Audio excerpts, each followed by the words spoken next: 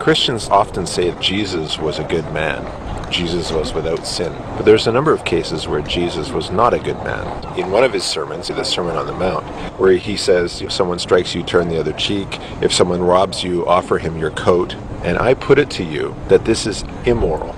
And we know from all kinds of experiments, we know from child raising, that if you punish something, you're going to be weakening. If somebody has a behavior and you punish that behavior, it will make them do that less. Not only am I going to let you get away with that robbery, I'm going to give you my coat too. I'm rewarding this antisocial behavior. Rewarding antisocial behavior will encourage more antisocial behavior, and that's immoral. So turn the other cheek, give him your coat, that's immoral. Jesus did other things that were immoral too. Because he was hungry and there was no figs, he killed the tree. It's someone else's tree. Jesus didn't own anything, so maybe some farmer's tree. May have been a wild tree, but may have been a farmer's tree. The Bible doesn't say. But he killed the tree, and that means no one else can eat from that tree either. Now, what kind of a person throws a temper tantrum? A child. Immature. And certainly not a good person. More of an evil person.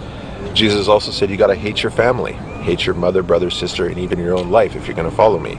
If you interpret it on its face, it means one thing. Cut your ties to your existing life and follow him. That sounds like a cult leader. That sounds like Jim Jones. That doesn't sound like a good man. You know, cut your ties to your family. In another place, Jesus is talking to a bunch of people, and Mary and his brothers are outside. And somebody says to him, Jesus, your family's outside. And he goes, my family and my mother are here.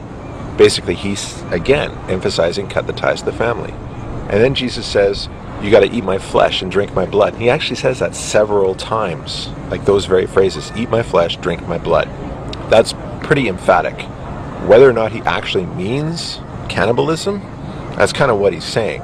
So he's talking about cannibalism. He's talking about cutting your ties to your existing family. He throws a temper tantrum and kills a tree. He encourages antisocial behavior. How are these good? What exactly did Jesus do that was good? He cured the sick. He didn't cure disease in general. He didn't get rid of disease. So even accepting what the Bible says is true, how do you say it's good? Christ's sacrifice. What exactly was Christ's sacrifice supposed to be? I mean, he was dead, supposedly, for 3 days. That's it. And then he came back. And he was alive for 40 days, wandering around talking to people, and then he went to heaven, wherever that is. So when you sacrifice something, you know, in the times of the Old Testament, when they sacrificed an animal, that meant taking a valuable, because they always wanted blemish-free, so, you know, like a perfect, pristine animal, and you sacrifice it, that means you don't have it anymore. It's gone. And that's what we mean today. When you make a sacrifice, you sacrifice your time or whatever, that means you're giving it up. It is gone. What did Jesus sacrifice? Well, supposedly his life, except that he didn't. He was dead for 3 days and then he's back. So what sacrifice was it? The life of a freaking carpenter? He never actually did any carpenting. I don't know why they call him a carpenter. He's just basically a wandering street preacher. So he's a street preacher, and he gave up that life to go live in heaven with God. That's like saying it's a sacrifice for me to accept $1 billion and to go live in Italy. He was down for 3 days. You know, when somebody dies now, they're gone. They're down forever. And you want to know a true sacrifice? Pat Tillman was an NFL star who gave his life. Well, he signed up for the army, and he died in Afghanistan. And he was a war protester. He was against the war, but he was also a patriot. So although he was against the war, he joined up the army, gave up a profitable NFL career, and went over to Afghanistan and was killed by friendly fire. He was shot 3 times in the forehead from 10 meters away from one of his other buddies. I'm going to put my life on something. This is it. This is all I've got to give. I'm not going on to some greater reward.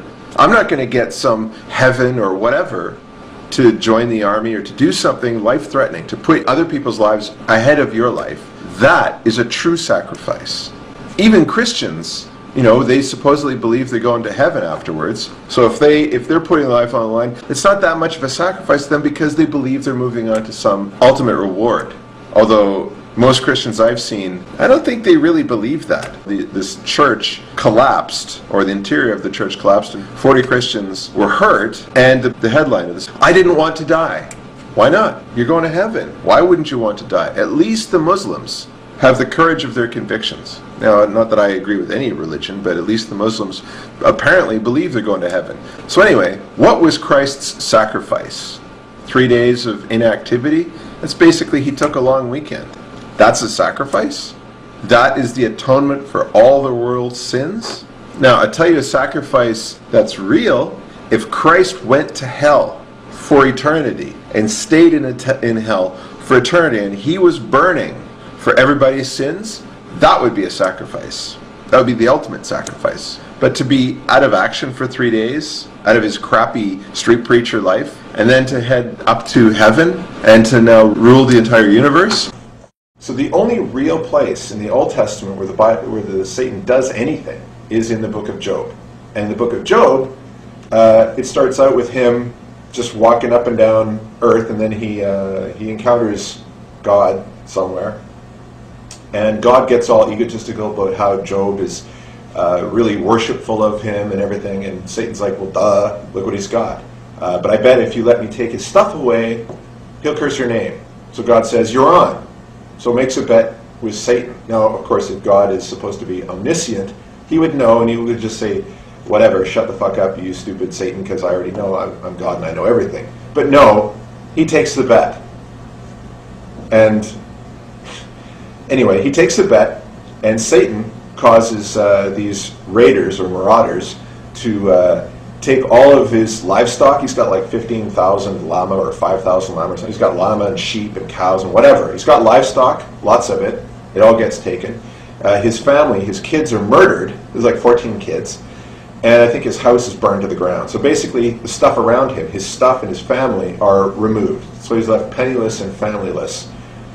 But remember, this is what God said to do. So this is God's commandment. So again, Satan is just acting as an agent for God because God said, yeah, take it away. We'll see. So anyway, this stuff gets taken away, and Job does not curse God's name. And God says, see? And then Satan says, well, let me give him some diseases, and then he'll curse your name. So God says, okay, as if, like, I guess I don't know what's going to happen, so let's see. So he's not omniscient. So then Satan gives him the diseases, and he doesn't curse God's name. And then God gives him his stuff back, but not his family. So that's it. The only thing in the Old Testament that the devil actually does is he kind of messes around with Job's life. That's it. And he's doing it on a bet with God, and he's doing it at God's commandment. So how evil is the devil, really? And then in the New Testament, the only place he appears is, well, he appears in Matthew, Mark, Luke, and John, but they're all really talking about the same event, which is the temptation of Christ. Satan, all he's done directly is just to Job and his family. That's it. Anything else, he's just acting as like a lawyer or a prosecutor, and he's, tells David to do the census against the Israelites and accuses Joshua. That's it. This is it. This is the most evil. This is the very embodiment of evil. That's it. That's ridiculous. Come on. I mean, John Milton has a much more interesting Satan than the Satan in the Bible. This guy does nothing. But God, just the flood alone. When Cain murders Abel, then God is wondering, going, where's Abel? Well, duh, you knew what was going to happen. You knew what would happen, and then he curses Cain. Like, what the fuck? What kind of a retarded thing is that? That's evil, right? If you know that the results of what you're going to do are going to cause one person to kill another person, technically innocent people, you're just made one man a murderer through your asshole actions. Why not just honor both? So, anyway, God was really a dick. A complete asshole right there. And then, in the flood, he murders everyone. And then you've got, in Egypt, he kills all the firstborn. These are babies. They did nothing. And they get all killed. And God hardens the heart of Pharaoh when the Jews wanted to leave. He impinges on Pharaoh's free will and causes all this extra problems, and then does the plagues, etc. Let's completely ignore the fact that there is no evidence for the Jews ever actually having been in Egypt. That's all just made up. But just going from the story's merits on its own, or the story on its own, God was completely evil because, you know, he's caused all kinds of, if you look through, there's massacre after massacre, there's genocide after genocide. There's even places where God says, kill all the men, take the women and children for yourself, implying sexual slavery. So I would say that the God of the Bible is a horrible, evil creature, and Satan was just like a guy. He didn't really do much. He's not evil at all, really. At worst, he's a bit naughty. You know, betting the devil, or betting God that Job would curse his name. Other than that, devil's not much. So, there we go. The God of the Bible is far worse than the devil.